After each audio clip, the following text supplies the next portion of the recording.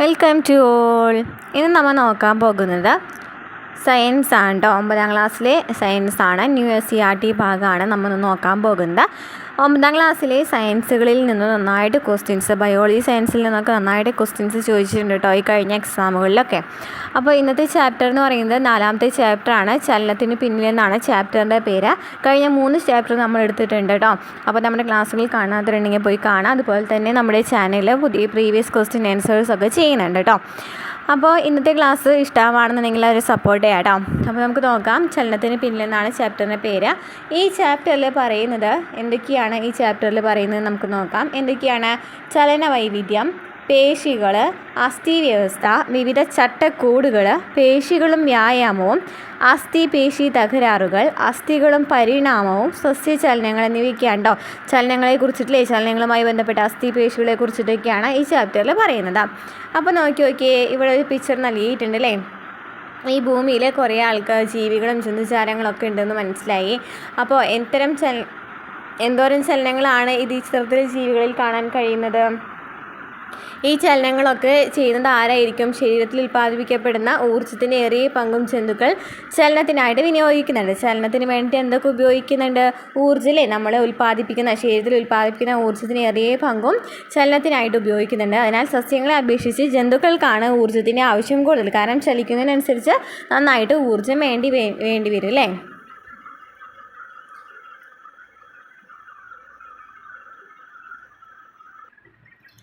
Okay, അപ്പോൾ സസ്യങ്ങളെക്കാളും കൂടുതൽ ജന്തുക്കൾക്കാണല്ലേ ഊർജ്ജം കൂടുതലായിട്ട് ആവശ്യം വരെ, കാരണം അവർ ചലിക്കുന്നത് കാരണം. അപ്പോൾ അമീബയിലൊക്കെ നോക്കി വിവിധ തരം ചലനങ്ങൾ കൊടുത്തിട്ടുണ്ട് അല്ലേ. മനുഷ്യരിലെ ചലനം അല്ലേ, നമുക്കറിയാലോ. ഹൃദയത്തിൻ്റെ ചലനം എന്നൊക്കെ പറയുന്നത്, ഹൃദയത്തിൽ എന്ത് സംഭവിക്കുന്നുണ്ട്? നമ്മുടെ ആന്തര അവയവങ്ങളിലും ചലനം സംഭവിക്കുന്നുണ്ടെന്നൊക്കെ പറയുന്നുണ്ട്. അതുപോലെ തന്നെ എന്താണ്, അമീബയിലാണെന്നുണ്ടെങ്കിൽ ആഹാര സമ്പാദനം കാണിച്ചിട്ടുണ്ട്. അതുപോലെ തന്നെ നോക്കി സസ്യങ്ങളിലാണെന്നുണ്ടെങ്കിൽ പ്രകാശ സംശ്ലേഷണം, സൂര്യൻ വഴി ലഭിക്കുന്ന ഊർജ്ജം അല്ലേ. അതുപോലെ തന്നെ നോക്കി ഇവിടെ ജന്തുക്കളാണെന്നുണ്ടെങ്കിൽ വേട്ടയാടൊക്കെ ചെയ്യുകയാണെന്നുണ്ടെങ്കിലും അവിടെ എന്ത് സംഭവിക്കുകയാണ്? ഊർജ്ജം നന്നായിട്ട് ഉപയോഗിക്കുകയാണ്. അപ്പോൾ അങ്ങനെ വിവിധ തരം ചലനങ്ങൾ നമ്മുടെ ഭൂമിയിൽ തന്നെ ഉണ്ട് അല്ലേ. ജീവികളിൽ വിവിധ ആവശ്യങ്ങൾ നിറവേറ്റുന്നതിനായിട്ട് വൈവിധ്യമാർന്ന ചലന രീതികളുണ്ടെന്ന് നമുക്ക് മനസ്സിലായി അല്ലേ. നഗ്നനേത്രങ്ങൾ കൊണ്ട് ദൃശ്യമാവുന്നതും അല്ലാത്തതുമായ നിരവധി ചലനങ്ങളും അതിനനുകൂലമായ വ്യത്യസ്ത ചലന ഉപാധികളും ജീവലോകത്ത് കാണപ്പെടുന്നുണ്ട്. അപ്പോൾ ചിലതൊക്കെ നമുക്ക് കാണാനായിട്ട് പറ്റും, ചിലതൊക്കെ എന്താണ് നമുക്ക് കാണാൻ പറ്റാത്ത കുറേ ചലനങ്ങളും നടക്കുന്നുണ്ടെന്നാണ് പറയുന്നത്. അപ്പോൾ എങ്ങനെയാണ് ജീവലോകത്ത് ഈ ചലനങ്ങൾ എന്ന് പറയുന്നത്? സൂക്ഷ്മജീവികളിലും ജന്തുക്കളിലും സസ്യങ്ങളിലും എങ്ങനെയാണ് നടക്കുന്നത് കേട്ടോ ഇവിടെ പറയുന്നത്. സൂക്ഷ്മജീവികളിൽ എങ്ങനെയാണ്? ബാക്ടീരിയയിലെ ഫ്ലജെല്ലം, അതുപോലെ തന്നെ അമീബയിലെ കപടപാദം, പാരമീസിയത്തിലെ സീലിയ എന്നിവ ഉപയോഗിച്ചുള്ള ചലനങ്ങൾ സൂക്ഷ്മജീവികളിലെ വൈവിധ്യമാർന്ന ചലനങ്ങൾക്ക് ഉദാഹരണമാണ്. അപ്പോൾ സൂക്ഷ്മജീവികൾ എന്ന് പറയുന്നതാണ് അല്ലേ, ബാക്ടീരിയ, അമീബ, പാരമീസിയം എന്നിവയൊക്കെ സൂക്ഷ്മജീവികളാണ്. അവരിൽ ഓരോരുത്തരുടെയും ചലനങ്ങൾക്ക് സഹായിക്കുന്ന ഭാഗങ്ങൾ പറഞ്ഞിട്ടുണ്ടല്ലേ. ബാക്ടീരിയയിൽ എന്താണ്?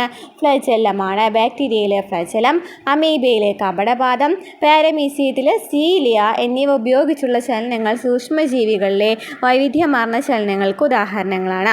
ഇനി ജന്തുക്കളിൽ എന്താണ് പറയുന്നത്?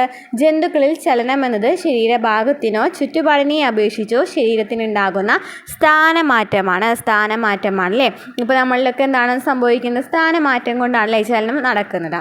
പുംബീജങ്ങളുടെ ചലനം, പെരിസ്റ്റാൾസിസ്, ഹൃദയമിടിപ്പ്, രക്തപര്യനം, നടത്തം, ഓട്ടം, ചാട്ടം എന്നിവയ്ക്ക് ചലനത്തിന് ഉദാഹരണങ്ങളാണ്. ജന്തുക്കളിലാണെന്നുണ്ടെങ്കിലും അതുപോലെ തന്നെ മനുഷ്യന്മാരിലാണെന്നുണ്ടെങ്കിലും എങ്ങനെയാണ് പുംബീജങ്ങളുടെ ചലനം, അവിടെ ചലനം നടക്കുന്നുണ്ട്. അതുപോലെ തന്നെ പെരിസ്റ്റാൾസിസ്, ഹൃദയമിടിപ്പ്, രക്തപര്യനം, നടത്തം, ഓട്ടം, ചാട്ടം എന്നിവയൊക്കെ എന്തിന് ഉദാഹരണങ്ങളാണ്? ചലനം നടക്കുന്നതിന് ഉദാഹരണങ്ങളാണ്. ഇനി എന്താണ്? സസ്യങ്ങളിൽ എങ്ങനെയാണ്? സഞ്ചരിക്കുന്നില്ലെങ്കിലും സസ്യങ്ങളിലും വളർച്ചയുടെ ഭാഗമായുമല്ലാതെയും വിവിധ തരത്തിലുള്ള ചലനങ്ങളുണ്ട്. വിത്തുമുളയ്ക്കൽ, ഉദ്ദീപനങ്ങൾക്കനുസരിച്ച് സസ്യഭാഗങ്ങൾക്കുണ്ടാകുന്ന മാറ്റം എന്നിവ സസ്യചലനങ്ങൾക്ക് ഉദാഹരണങ്ങളാണ്. അപ്പോൾ സസ്യങ്ങളിൽ എങ്ങനെയാണ് ചലനം എന്ന് പറയുന്നത്? വിത്തുമുളയ്ക്കൽ, അതുപോലെ തന്നെ ഉദ്ദീപനങ്ങൾക്കനുസരിച്ച് സസ്യഭാഗങ്ങൾക്കുണ്ടാകുന്ന മാറ്റം എന്നിവയൊക്കെ സസ്യചലനങ്ങൾക്ക് ഉദാഹരണങ്ങളാണ് അല്ലേ. ഒരു ചെടി വളരാണെന്നുണ്ടെങ്കിൽ, ഒരു ചെടി വിത്ത് മുളയ്ക്കുകയാണെന്നുണ്ടെങ്കിൽ എന്താണ്? പതുക്കെ ഈ പുറത്തോട് പൊട്ടി പതുക്കെ വേര് വന്ന് അതിനുശേഷം തണ്ട് വന്ന്, അപ്പോൾ അതൊക്കെ എന്താണ്? ചലനത്തിന് ഉദാഹരണമാണ്. അപ്പോൾ അതാണ് പറയുന്നത്. അപ്പോൾ നമ്മൾ ഇവിടെ എന്താണ് പറഞ്ഞത്?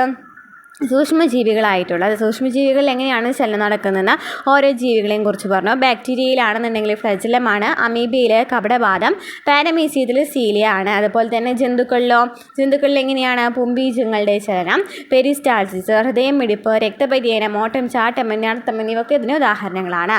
ഇനി സസ്യങ്ങളാണെന്നുണ്ടെങ്കിൽ ഓരോ ചെടികൾക്ക് ഉണ്ടാകുന്ന മാറ്റം ഉദ്ദീപനങ്ങൾക്കനുസരിച്ച് ഉണ്ടാകുന്ന ചെടികളിലെ മാറ്റമാണെന്നുണ്ടെങ്കിലും അതുപോലെ തന്നെ വിത്ത് മുളയ്ക്കൽ എന്നിവയൊക്കെ എന്താണ് സസ്യങ്ങളിലെ ചലനത്തിന് ഉദാഹരണങ്ങളാണ്. ഇനി പൊതുവായ ചലനങ്ങളാണ് പറയുന്നത്. എല്ലാ ജീവികളിലും സസ്യങ്ങളിലുമാണെങ്കിലും സൂക്ഷ്മജീവികളിലാണെന്നുണ്ടെങ്കിൽ നടക്കുന്ന പൊതുവായ ചലനങ്ങൾ ഏതൊക്കെയാണ്? ഓസ്മോസിസ്, ഡിഫ്യൂഷൻ, ആക്റ്റീവ് ട്രാൻസ്പോർട്ട് എന്നീ പ്രക്രിയകൾ വഴി പദാർത്ഥ കണികകളുടെ സഞ്ചാരം, വാതക സംവഹനം, പോഷക സംവഹനം, മാലിന്യങ്ങളുടെ പുറന്തള്ളൽ എന്നിവയും എല്ലാ ജീവികളിലും പൊതുവായി കാണുന്ന ചലനങ്ങളാണ്. അപ്പോൾ എല്ലാ ജീവികളിലും പൊതുവായി കാണുന്ന ചലനങ്ങൾ ചോദിക്കുകയാണെങ്കിൽ ഏതൊക്കെയാണ്? ഓസ്മോസിസ്, ഡിഫ്യൂഷൻ, ആക്റ്റീവ് ട്രാൻസ്പോർട്ട് അല്ലേ? ഓസ്മോസിസ്, ഡിഫ്യൂഷൻ, ആക്റ്റീവ് ട്രാൻസ്പോർട്ട് എന്നീ പ്രക്രിയകൾ വഴി പദാർത്ഥ കണികകളുടെ സഞ്ചാരം, വാതക സംവഹനം, പോഷക സംവഹനം, മാലിന്യങ്ങളുടെ പുറന്തള്ളൽ. എന്തൊക്കെയാണ്? ഓസ്മോസിസ്, ഡിഫ്യൂഷൻ, ആക്റ്റീവ് ട്രാൻസ്പോർട്ട് എന്നീ പ്രക്രിയകൾ വഴി പദാർത്ഥ കണികകളുടെ സഞ്ചാരം, വാതക സംവഹനം, പോഷക സംവഹനം, മാലിന്യങ്ങളുടെ പുറന്തള്ളൽ എന്നിവയെല്ലാം എന്താണ്? എല്ലാ ജീവികളിലും പൊതുവായിട്ട് കാണപ്പെടുന്ന ചലനങ്ങളാണ്. അപ്പോൾ നമുക്കിതിൽ നിന്ന് കുറേ ചലനങ്ങൾ പഠിച്ചു അല്ലേ? സസ്യം, ജന്തു, പൊതുവായ ചലനങ്ങൾ, സൂക്ഷ്മ ചലനങ്ങളും സ്ഥൂലചലനങ്ങളും എന്നൊക്കെ പറയുന്നുണ്ട്. അപ്പോൾ നോക്കി നമുക്കൊരു പിക്ചർ നൽകിയിട്ടുണ്ട് അല്ലേ? ഒരു പിക്ചർ നൽകിയിട്ടുണ്ട്. ഇതിൽ പാരമീസിയം, യുഗ്ലീന, മത്സ്യം എന്നിവരുടെയൊക്കെ ചലനങ്ങൾ ഏതാണെന്ന് ചോദിച്ചിട്ടുണ്ട്. അപ്പോൾ കുറച്ചൊക്കെ നമ്മൾ പഠിച്ചു അല്ലേ? ഏതിനെയാണ് നമ്മൾ പഠിച്ചത്? പാരമീസിയത്തിന് നമ്മൾ നേരത്തെ എന്താ പറഞ്ഞത്? പാരമീസിയത്തിൻ്റെ സീലിയ പറഞ്ഞു അല്ലേ? പാരമീസിയത്തിൻ്റെ ചലനത്തിന് സഹായിക്കുന്നത് എന്താണ്? സീലിയയാണ്. സീലിയയാണ് പാരമീസിയത്തിലാണെന്നുണ്ടെങ്കിൽ സഹായിക്കുന്നത്. ഇനി യുഗ്ലീനയിൽ എങ്ങനെയാണ്? യുഗ്ലീനയിൽ എങ്ങനെയാണ് സഹായിക്കുന്നത്?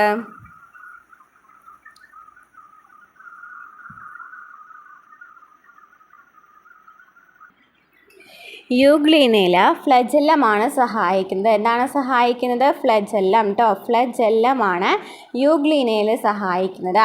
ഇനി മത്സ്യത്തിലേതാണ്? മത്സ്യത്തിൽ ചിറകില്ലേ? മത്സ്യത്തിലാണെന്നുണ്ടെങ്കിൽ എന്തൊക്കെ ഉണ്ടായിരിക്കും? മത്സ്യത്തിന് ചിറകും വാലൊക്കെ ഉണ്ടായിരിക്കും അല്ലേ? അപ്പോൾ ചിറക്, അതുപോലെ തന്നെ വാൽ, എന്നിവ നമുക്കറിയാവുന്ന കാര്യമാണ് അല്ലേ? ചിറക്, വാൽ എന്നിവയൊക്കെയാണ് സഹായിക്കുന്നത്. തവളയിലാണെങ്കിലോ കൈക്കാലുകളാണല്ലേ? തവളയിലാണെന്നുണ്ടെങ്കിൽ കൈക്കാലുകളാണ് സഹായിക്കുന്നത്. അതുപോലെ തന്നെ തിമിംഗലമാണെന്നുണ്ടെങ്കിലും അതുപോലെ തന്നെ വാലുണ്ട് അല്ലേ? വാലുണ്ട്. അതുപോലെ തന്നെ എന്തൊക്കെയാണ്? വാല്, തുഴ എന്നിവയൊക്കെ എന്താണ്? ഒരു ചലനങ്ങളാണല്ലേ? നെക്സ്റ്റ് പറയുന്നത് എന്താണ്? പക്ഷിയുടെ ചോദിച്ചിട്ടുണ്ടല്ലോ. പക്ഷി എന്ന് പറയുന്നത് എന്താണ്? ചിറകാണ് അല്ലേ? പക്ഷിയെ സഹായിക്കുന്നത് ചിറകാണ്. അപ്പോൾ ഇത്രയൊക്കെയാണ് കേട്ടോ ഇവരുടെ പറയാനുള്ളത്. അപ്പോൾ എന്തൊക്കെയാണ് നമ്മൾ പറഞ്ഞത്? തവള, പാരമീസി ആണെങ്കിൽ സീലിയ പറഞ്ഞു, യുഗ്ലീനി ആണെങ്കിൽ ഫ്ലജല്ല, മത്സ്യത്തിനാണെങ്കിൽ ചിറക്, വാല് ഉണ്ട് അല്ലേ? അതുപോലെ തന്നെ തവളയ്ക്ക് കൈ, കാലുണ്ട്. തിമിംഗലത്തിനാണെങ്കിലോ തുഴ, അതുപോലെ തന്നെ എന്തുണ്ട്? വാലുണ്ട്. അതുപോലെ തന്നെ പക്ഷിക്കാണെന്നുണ്ടെങ്കിൽ ചിറകുണ്ട്. അപ്പോൾ നമുക്ക് നോക്കി ഇവിടെ ചോദിച്ചിട്ടുണ്ടോന്നും കൂടി. ബാക്ടീരിയ നമ്മൾ എന്താണെന്ന് പറഞ്ഞു അല്ലേ? ബാക്ടീരിയ എന്തായിരുന്നു? ഫ്ലജല്ലമാണെന്ന് പറഞ്ഞിട്ടുണ്ടായിരുന്നു.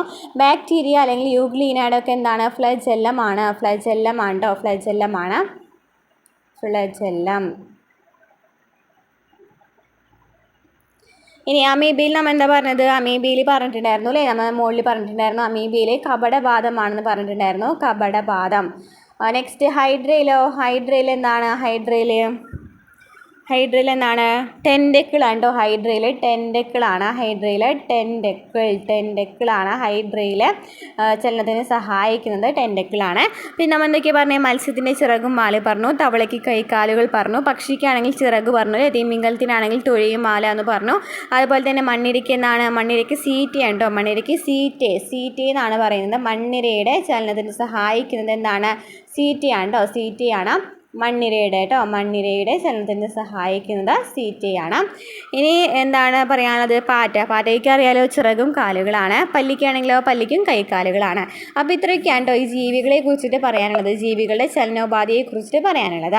ഇനി നോക്കി വ്യത്യസ്ത ജീവികളിലെ ചലനോപാധികളെ കുറിച്ച് നമ്മൾ മനസ്സിലാക്കിയില്ലേ? അപ്പോൾ മനുഷ്യരിലെ ചലനം എപ്രകാരമാണ്, അതിനെ എന്തൊക്കെയാണ് സഹായിക്കുന്നതെന്നാണ് നെക്സ്റ്റ് ചോദിച്ചിരിക്കുന്നത്. അപ്പോൾ ശരീര ചലനങ്ങൾ എന്ന് പറയുന്നത് എത്രയ്ക്കുണ്ട്? ശരീരത്തിലെ ചലനങ്ങൾ എന്ന് പറയുന്നത് കോശദ്രവ്യ ചലനമാണ് അല്ലേ. കോശദ്രവ്യ ചലനം എന്ന് വെച്ചാൽ എന്താണ്? കോശദ്രവ്യത്തിലൂടെ പദാർത്ഥങ്ങളെ വിതരണം ചെയ്യുന്നത് അല്ലേ. പദാർത്ഥങ്ങളെ കോശദ്രവ്യത്തിലൂടെ വിതരണം ചെയ്യാൻ സഹായിക്കുന്നതിനെയാണ് കോശദ്രവ്യ ചലനങ്ങൾ എന്ന് പറയുന്നത്. ഇനി എന്താണ് സ്യൂഡോപോഡിയൽ ചലനം എന്ന് പറയുന്നത്? സ്യൂഡോപോഡിയൽ ചലനം എന്ന് വെച്ചാൽ ശ്വേതരക്താണുക്കളിലെ കപടപാതങ്ങൾ സഞ്ചാരത്തിനും പ്രതിരോധത്തിനും സഹായിക്കുന്നു. ശ്വേതരക്താണുക്കളിലെ കപടപാതങ്ങൾ സഞ്ചാരത്തിനും പ്രതിരോധത്തിനും സഹായിക്കുന്നതാണ് സ്യൂഡോപോഡിയൽ ചലനം എന്ന് പറയുന്നത്. ഇനി എന്താണ് ഫ്ലജെല്ലാർ ചലനം എന്ന് വെച്ചാൽ? ഫ്ലജെല്ലാർ ചലനം എന്ന് വെച്ചാൽ എന്താണ്? പുംബീജത്തിലെ ഫ്ലജെല്ലം അണ്ടത്തിനടുത്തേക്ക് എത്താൻ സഹായിക്കുന്നതിനാണ് ഫ്ലജെല്ലാർ ചലനം എന്ന് പറയുന്നത്. പുംബീജത്തിലെ ഫ്ലജെല്ലം എന്ന് പറയുന്നത് എങ്ങോട്ടെത്താണ്? അണ്ടത്തിനോടടുത്തേക്ക് എത്താണ് അല്ലേ. ഇനി എന്താണ് സീലിയറി ചലനം എന്ന് വെച്ചാൽ എന്താണ്? സീലിയറി ചലനം എന്ന് വെച്ചാൽ അണ്ടവാഹിയിലുള്ള സീലിയകളുടെ ചലനം കൊണ്ടാണ് അണ്ടം നീങ്ങുന്നത്. അപ്പം അണ്ടം നീങ്ങുന്ന ചലനത്തെയാണ് സീലിയറി ചലനം എന്ന് പറയുന്നത്. അണ്ടം എന്ത് കാരണമാണ് നീങ്ങുന്നത്? അണ്ടവാഹിയിലുള്ള സീലിയകളുടെ ചലനം കൊണ്ടാണ് സീലിയറി ചലനം ഉണ്ടാവും. ഓക്കെ. ഇപ്പോൾ ഫ്ലജുലാർ ചലനം എന്ന് പറഞ്ഞു. പുംബീജത്തിലെ ഫ്ലജലം എന്ന് പറയുന്നത് അണ്ടത്തിൻ്റെ അടുത്തേക്ക് എത്തുവാൻ വേണ്ടി സഹായിക്കുന്നതാണ്. അതുപോലെ തന്നെ എന്താണ് പേശി ചലനം എന്ന് വെച്ചാൽ പേശികളുടെ സങ്കോചവും പൂർവ്വസ്ഥിതി പ്രാപിക്കലും വിവിധ ചലനങ്ങൾക്ക് സഹായിക്കുന്നുണ്ട്. അപ്പോൾ മനുഷ്യരുടെ ചലനങ്ങൾ എന്തൊക്കെ പറഞ്ഞു? കോശദ്രവ്യ ചലനങ്ങൾ പറഞ്ഞു. അതായത് കോശദ്രവ്യത്തിലൂടെയുള്ള ചലനം അല്ലേ. പദാർത്ഥങ്ങൾ എത്തിക്കുന്നത് കോശദ്രവ്യത്തിലൂടെയാണ്. സ്യൂഡോപോഡിയൽ ചലനം എന്ന് വെച്ചാൽ എന്തായിരുന്നു? ശ്വേതരക്താണുക്കളിലെ കപടപാതങ്ങളിലെ സഞ്ചാരത്തിനും പ്രതിരോധത്തിനും സഹായിക്കുന്നു. കപടപാതങ്ങൾ തന്നെയുണ്ടോ സ്യൂഡോപോഡിയൽ എന്ന് വെച്ചാൽ മീനിങ് വേറെന്താ. ഇനി ഫ്ലജുലാർ ചലനം എന്തായിരുന്നു? പുംബീജത്തിലെ ഫ്ലജെല്ലം അണ്ടത്തിനടുത്തേക്ക് നീങ്ങുന്നതിനെയാണ് എന്തെന്ന് പറയുന്നത്? ഫ്ലജെല്ലാർ ചലനം എന്ന് പറയുന്നത്. ഇനി സീലിയറി ചലനം എന്തായിരുന്നു? സീലിയറി ചലനം എന്ന് പറയുന്നത് അണ്ടവാഹിനിയിലെ സീലിയറിലെ സീലിയറി എന്ന് പറയുന്നത് എന്തിനു സഹായിക്കുകയാണ്? അണ്ടവാഹിയിലെ സീലിയറി എന്ന് പറയുന്നത് അണ്ടത്തിനടുത്തേക്ക് അണ്ടത്തിൻ്റെ അണ്ടം നീങ്ങുന്നതിന് വേണ്ടി സഹായിക്കുന്നതിനെയാണ് സീലിയറി ചലനം എന്ന് പറയുന്നത്. ഇനി പേശി ചലനം എന്ന് വെച്ചാൽ പേശികളുടെ സങ്കോചവും പൂർവ്വസ്ഥിതി പ്രാപിക്കലും വിവിധ ചലനങ്ങൾക്ക് സഹായിക്കുന്നുണ്ട്. അപ്പോൾ ഇത്രയൊക്കെയാണ് മനുഷ്യരിലെ ചലനവും ചലനോപാധികളെയും കുറിച്ചിട്ട് പറയാനുള്ളത്. ഇനി നമ്മൾ ഇമ്പോർട്ടൻ്റ് ആയിട്ടുള്ളൊരു ഭാഗത്തിലേക്ക് പോകാണ്. എന്താണ് പേശീകല അല്ലെങ്കിൽ മസിൽ ടിഷ്യൂ എന്ന് വെച്ചാൽ എന്താണ്? പേശീകല അല്ലെങ്കിൽ മസിൽ ടിഷ്യൂ എന്ന് വെച്ചാൽ എന്താണ്? ശരീരചലനങ്ങൾക്ക് കാരണമാകുന്ന സവിശേഷ കലകളെയാണ് എന്തെന്ന് പറയുന്നത്? പേശികൾ എന്ന് പറയുന്നത് അല്ലേ. ചലനങ്ങൾക്ക് സഹായിക്കുന്നത് നമ്മുടെ ശരീരചലനത്തിന് സഹായിക്കുന്നത് എന്താണ്? പേശികളാണ്. ശരീരത്തിൽ വിവിധ തരത്തിലുള്ള പേശികളുണ്ട്. ഇവ പേശി കോശങ്ങൾ കൊണ്ടാണ് നിർമ്മിക്കപ്പെട്ടിരിക്കുന്നത്. അപ്പോൾ എല്ലാ പേശികളും എന്തുകൊണ്ടാണ് നിർമ്മിക്കപ്പെട്ടിരിക്കുന്നത്? പേശി കോശങ്ങൾ കൊണ്ടാണ് നിർമ്മിക്കപ്പെട്ടിരിക്കുന്നത്. പേശി കോശങ്ങളിൽ നിന്ന് മർമ്മവും മിക്ക കോശാംഗങ്ങളും കാണപ്പെടുന്നു. അപ്പോൾ പേശി കോശങ്ങൾ നമ്മൾ നേരത്തെ ഇതിന് മുമ്പത്തെ ക്ലാസ്സിൽ പറഞ്ഞിട്ടുണ്ടായിരുന്നു. സസ്യകോശങ്ങളിലും ജന്തുകോശങ്ങളിലൊക്കെ എന്തുണ്ടെന്ന് മർമ്മവും അതുപോലെ തന്നെ കോശാംഗങ്ങളുണ്ടെന്ന് പറഞ്ഞിട്ടുണ്ടായിരുന്നു. കോശാംഗങ്ങൾ ഏതൊക്കെയാണ് ഡീറ്റെയിൽ ആയിട്ട് പറഞ്ഞിട്ടുണ്ടായിരുന്നു കേട്ടോ. നമ്മുടെ ക്ലാസ്സുകൾ കാണാതിരുന്നെങ്കിൽ പോയി കാണാം കേട്ടോ. അപ്പോൾ എന്താ പറഞ്ഞത്? പേശി കോശങ്ങളിൽ മർമ്മം ഉണ്ടായിരിക്കും, അതുപോലെ തന്നെ മിക്ക കോശാംഗങ്ങളും ഉണ്ടായിരിക്കും. എന്നാൽ മറ്റു കോശങ്ങളിൽ നിന്നും വ്യത്യസ്തമായിട്ട് ഇതിലെന്താണ് കാണപ്പെടുന്നത്? ആക്റ്റിനും മയോസിനുമാണ് എന്നിങ്ങനെ സൂക്ഷ്മങ്ങളായ പ്രോട്ടീൻ തന്തുക്കൾ ഇവയിൽ കൂടുതലുണ്ട്. ഈ തന്തുക്കളുടെ പ്രവർത്തനം മൂലമാണ് പേശികൾ സങ്കോചിക്കുകയും പൂർവ്വസ്ഥിതി പ്രാപിക്കുകയും ചെയ്യുന്നത്. അതുപോലെ തന്നെ ശരീരഭാഗങ്ങളുടെ ചലനം സാധ്യമാക്കുന്നുണ്ട്. അപ്പോൾ ആക്റ്റിനും മയോസിനും എന്ന് പറയുന്ന പേശികളിൽ കാണപ്പെടുന്നതാണ്. ഇവരുടെ ധർമ്മം എന്ന് വെച്ചാൽ എന്താണ്? ഇത് പ്രോട്ടീൻ തന്തുക്കളാണ്. ഇവരുടെ ധർമ്മം എന്ന് വെച്ചാൽ എന്താണ്? പേശികൾ സങ്കോചിക്കുകയും പൂർവ്വസ്ഥിതി പ്രാപിക്കുകയും ചെയ്യാൻ സഹായിക്കുന്നു. അതുപോലെ തന്നെ ശരീരഭാഗങ്ങളുടെ ചലനം സാധ്യമാക്കുന്നതും ആക്റ്റിനും മയോസിനും കൂടിയിട്ടാണ്. അപ്പം നമുക്ക് ഈ പ്രോട്ടീൻ തന്തുക്കളാണ് ആക്റ്റിനും മയോസിനും എന്ന് പറഞ്ഞില്ലേ. പൂർവ്വസ്ഥിതി പ്രാപിക്കാവുന്നില്ല എന്നുണ്ടെങ്കിൽ വിശ്രമാവസ്ഥയിലാകുക അല്ലെങ്കിൽ പൂർവ്വസ്ഥിതി പ്രാപിക്കുക എന്നൊക്കെ പറയുകയാണെന്നുണ്ടെങ്കിലും അതുപോലെ തന്നെ നമ്മൾ എന്ത് പറഞ്ഞു? പേശികൾ സങ്കോചിക്കുക, വികസിക്കുക, അപ്പോൾ അതൊക്കെ ചെയ്യാൻ സാധ്യമാക്കുന്നത് ആക്റ്റിനും മയോസിനുമാണ്. ഇതാണ് പേശികളെ കുറിച്ച് പറയാനുള്ളത് കേട്ടോ. ഏത് പേശികളെയാണ്? ആക്റ്റിനും മയോസിനെയും കുറിച്ചിട്ടില്ലേ. ഇനി എന്തൊക്കെ പേശികളാണ് നമ്മുടെ ശരീരത്തിലുള്ളത് നമുക്ക് നോക്കാം. നോക്കിയേ, അസ്ഥിപേശിയുണ്ട്, മൃദുലപേശിയുണ്ട്, ഹൃദയപേശിയുണ്ട്. അപ്പോൾ നോക്കിയേ, അസ്ഥിപേശി എന്ന് വെച്ചാൽ എങ്ങനെയാണ് കാണപ്പെടുന്നത്? അസ്ഥിപേശി എന്ന് വെച്ചാൽ എങ്ങനെയാണ് കാണപ്പെടുന്നത്? അസ്ഥിപേശികൾ അസ്ഥിപേശികൾ എങ്ങനെയാണ് നമ്മൾ ഇത് കഴിഞ്ഞ ചാപ്റ്ററിൽ എടുത്തിട്ടുണ്ടായിരുന്നു അല്ലേ. അസ്ഥിപേശി എന്ന് വെച്ചാൽ അസ്ഥികളുമായിട്ടാണ് ബന്ധിപ്പിക്കുന്ന പേശിയാണ് അസ്ഥിപേശി. പേരിൽ തന്നെ അല്ലേ, അസ്ഥികളുമായി ബന്ധിപ്പിക്കുന്ന പേശിനെയാണ് അസ്ഥിപേശി എന്ന് പറയുന്നത്. ദണ്ഡാകൃതിയിലുള്ള പേശി കോശങ്ങളിൽ ദണ്ഡാകൃതിയിലുള്ള പേശി കോശങ്ങളിൽ എന്തുകളുണ്ട് കുറുവരകളുണ്ട്. നോക്കി ഇങ്ങനെ കുറുകിനെ വരകളുണ്ട് അല്ലേ. അപ്പം ഈ അസ്ഥിപേശികളിൽ കുറുകിനെ വരകളുണ്ട്. അതുപോലെ തന്നെ എന്തില്ല, ശാഖകളില്ല. അതിനെന്താ ശാഖകളൊന്നും ഇല്ല അല്ലേ, നേരെ ഇങ്ങനെ ബന്ധിപ്പിച്ചിരിക്കുകയാണ് ചെയ്യുന്നത്. അപ്പോൾ എന്താണ്, ശാഖകളില്ല. അതുപോലെ തന്നെ എന്താണ് പറയുന്നത്, ഐച്ഛികമായി പ്രവർത്തിക്കുന്ന പേശികളാണ്. അതായത് ഐച്ഛികമായിട്ട് നമ്മുടെ ഇഷ്ടാനുസരണം പ്രവർത്തിക്കുന്ന പേശികളെയാണ് അസ്ഥിപേശികൾ എന്ന് പറയുന്നത്.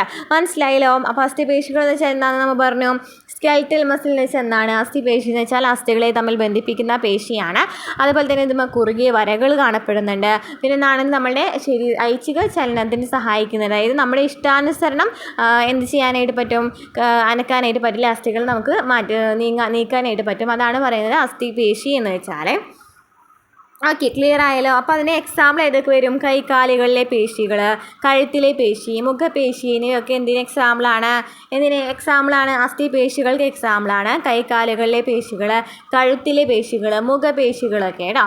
ഓക്കെ, ഇനി നെക്സ്റ്റ് നോക്കിയാൽ മൃദുല പേശി എന്ന് വെച്ചാൽ എന്താണ്, സ്മൂത്ത് മസിൽ അല്ലേ. നോക്കി ഇതെങ്ങനെയാണ് കാണപ്പെടുന്നത്, പൊള്ളയായ ആന്തരാവയവങ്ങളിൽ ആന്തരാവയവങ്ങളിലാണ് കാണപ്പെടുന്നത്. അതുപോലെ തന്നെ സ്പിൻഡിലാകൃതിയിലാണല്ലേ. നോക്കി സ്പിൻഡിലാകൃതിയാണുള്ളത്. അതുപോലെ തന്നെ ഓരോ സ്പിൻഡിലാകൃതിയിലും എന്തുണ്ട്, ഓരോ മർമ്മങ്ങൾ കാണപ്പെടുന്നുണ്ട് അല്ലേ. ഓരോ മർമ്മങ്ങൾ കാണപ്പെടുന്നുണ്ട്. ഇവിടെ കുറുകിയ വരകളുണ്ടോ, ഇല്ല അല്ലേ. കുറുകിയ വരകളില്ല, ശാഖകളുമില്ല. അനൈച്ഛികമായിട്ടാണ് പ്രവർത്തിക്കുന്നത്. ആന്തരിക അവയവമാണല്ലേ, നമ്മുടെ ഇഷ്ടാനുസരണം പ്രവർത്തിക്കാനായിട്ട് പറ്റില്ല. അപ്പം അനൈച്ഛികമായിട്ടാണ് ഇത് പ്രവർത്തിക്കുന്നത്. അതിന് എക്സാമ്പിൾ ഏതൊക്കെയാണ്, അന്നനാളത്തിലെ പേശി, ആമാശയ പേശി, രക്തക്കുഴലിൻ്റെ പേശിയൊക്കെ ഇതിന് എക്സാമ്പിളാണ് കേട്ടോ. അന്നനാളത്തിലെ പേശി, ആമാശയ പേശി, രക്തക്കുഴലിൻ്റെ പേശികളൊക്കെ നമുക്ക് ചെയ്യാനായിട്ട് പറ്റും, അനക്കാനായിട്ട് പറ്റില്ല അല്ലേ. നമ്മുടെ ഇഷ്ടത്തിനനുസരിച്ച് ചലിക്കുന്നവയൊന്നല്ല. അപ്പോൾ അതാണ് മൃദുല പേശി. അപ്പോൾ മൃദുല പേശി എവിടെയാണ് കാണപ്പെടുന്നതെന്ന് പറഞ്ഞു, ഹൃദയത്തിൽ. അതുപോലെ തന്നെ എന്താണ്, അന്നനാളത്തിലെ പേശി, ആമാശയ പേശി, രക്തക്കുഴലിൻ്റെ പേശികളൊക്കെ എന്തിന് എക്സാമ്പിളാണ്, മൃദുല പേശിക്ക് എക്സാമ്പിളാണ്. ഇനി ഹൃദയപേശി എന്ന് പറയുന്നത് വേറെ ഉണ്ട് കേട്ടോ. ഹൃദയപേശി എന്ന് വെച്ചാൽ വേറെ ഉണ്ട്. എന്താണ് ഹൃദയപേശി എന്ന് വെച്ചാൽ, പേരിൽ തന്നെ ഉണ്ടല്ലേ, ഹൃദയഭിത്തിലെ പേശികളെയാണ് ഹൃദയപേശി എന്ന് പറയുന്നത്. ദണ്ഡാകൃതിയിലാണല്ലേ കാണപ്പെടുന്നത്. നോക്കി, ദണ്ഡാകൃതിയിലാണ് കാണപ്പെടുന്നത്. അതുപോലെ തന്നെ ഇവിടെ കുറുകിയ വരകളുണ്ടോ, ഉണ്ടല്ലേ. കുറുകിയ ഇങ്ങനെ വരകൾ കാണപ്പെടുന്നുണ്ട്. ഇതൊക്കെ കഴിഞ്ഞ ക്ലാസ്സുകളിൽ പഠിച്ചിട്ടുള്ള കാരണം കേട്ടോ, ഇതിനെക്കുറിച്ച് ഡീറ്റെയിൽ ആയിട്ട് ഇവിടെ പറയാത്തതിന് കാരണം. അപ്പോൾ കുറുകിയ വരകളുണ്ട്. പിന്നെ എന്താ, ശാഖകളായിട്ടാണ് കാണപ്പെടുന്നത്. അനൈച്ഛികമായിട്ടാണ് പ്രവർത്തിക്കുന്നത്. ഹൃദയപേശി നമ്മുടെ ഇഷ്ടാനുസരണമാണല്ലോ അല്ലേ, അനൈച്ഛികമായിട്ടാണ് പ്രവർത്തിക്കുന്നത്. അപ്പോൾ അതിന് എക്സാമ്പിൾ ഹൃദയത്തിലെ പേശികൾ തന്നെയാണ്. അപ്പോൾ എന്തൊക്കെ പറഞ്ഞു, അസ്ഥിപേശി പറഞ്ഞു, അസ്ഥിപേശിക്ക് കുറുകിയ വരകളുണ്ടെന്ന് പറഞ്ഞു, അസ്ഥികളുമായിട്ടാണ് ബന്ധിപ്പിക്കുന്നതെന്ന് പറഞ്ഞു. അതുപോലെ തന്നെ എന്താ പറഞ്ഞത്, കുറുകിയ വരകളുണ്ട്, ശാഖകളൊന്നുമില്ല. അതുപോലെ തന്നെ എക്സാമ്പിൾ കൈകാലുകളിലെ പേശികളൊക്കെ ഇതിന് എക്സാമ്പിളാണ്. മൃദുല പേശി എന്ന് വെച്ചാൽ എന്താണ്, നമ്മുടെ ആന്തരാവയവങ്ങളിലാണ് കൂടുതലായിട്ട് കാണപ്പെടുന്നത്. അന്നനാളം, ആമാശയത്തിലേക്കാണ് കാണപ്പെടുന്നത്.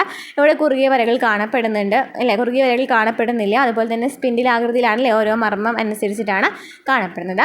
ഇനി ഹൃദയപേശി എന്ന് വെച്ചാൽ ഹൃദയത്തിലെ പേശികളാണ്, കുറുകിയ വരകളുണ്ട്. അതുപോലെ തന്നെ ദണ്ഡാകൃതിയിലാണ്, ശാഖകളുണ്ട്. അപ്പോൾ ഇത്രയൊക്കെയാണ് ഹൃദയപേശികളെ കുറിച്ചിട്ടും പറയാനുള്ളത്.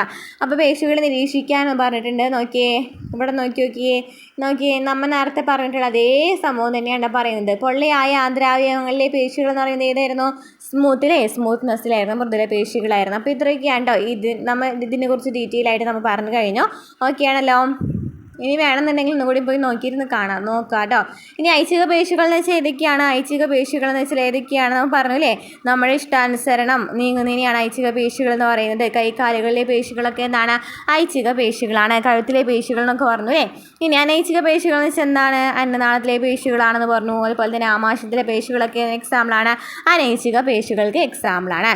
കൈകാലുകൾ മടക്കുകയും നിവർത്തുകയും ചെയ്യുന്നത് ഐച്ഛിക ചലനമാണ്. അതുപോലെ തന്നെ ഈ പ്രവർത്തനത്തിൽ മുഖ്യമായിട്ടും രണ്ട് പേശികളാണ് പങ്കെടുക്കുന്നത്. ഏതൊക്കെയാണ്, കൈകൾ മടക്കുകയും നിവർത്തുകയും ചെയ്യുന്ന ഒരു ചിത്രീകരണം നൽകിയിട്ടുണ്ട്. ഇത് നമ്മൾ കഴിഞ്ഞ ക്ലാസ്സിൽ ഓൾറെഡി എടുത്തിട്ടുണ്ടായിരുന്നു അല്ലേ. ഇതിനെക്കുറിച്ച് ഡീറ്റെയിൽ ആയിട്ട് പറയുന്നുണ്ടെന്ന് മാത്രം. ഓക്കെ, ടെൻഡനല്ലേ, ബന്ധിപ്പിക്കുന്ന ഒരു ഭാഗം നൽകിയിട്ടുണ്ട്, ടെൻഡൻ. അതുപോലെ തന്നെ മടക്കൽ പേശിയുണ്ട്, നിവർത്തൽ പേശിയുണ്ട്. എങ്ങനെയാണ് നടക്കുന്നതെന്നുള്ളതൊക്കെ ഡീറ്റെയിൽ ആയിട്ട് നമ്മൾ ക്ലാസ്സിൽ പറഞ്ഞിട്ടുണ്ട് കേട്ടോ. അപ്പോൾ നോക്കിയേ, മടക്കൽ ഇതെങ്ങനെയാണ് നടക്കുന്നത്? മടക്കൽ പേശിയുടെയും രണ്ട് പേശികളുണ്ടെന്ന് പറഞ്ഞു. Madakkal പേശിയുടെ നിവർത്തൽ പേശിയുണ്ട്.